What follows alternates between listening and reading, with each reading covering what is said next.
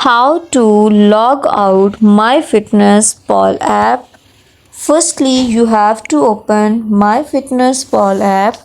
At the bottom, you can see here dashboard, diary, news feeds, plans, and the more option. Click on more options, and you have to scroll this bar. And at the bottom, you can see here in blue mark that there is an option of logout. Click on it. Are you sure you want to log out? If you have to click on yes, then the MyFitnessPal app will be logged out. Thank you so much. That was all. Just make sure watch the complete video and follow each step. Consider your support by commenting, liking, sharing and subscribing to our channel for more valuable content in the future. Your engagement is highly appreciated. I wish you very good luck. Thanks.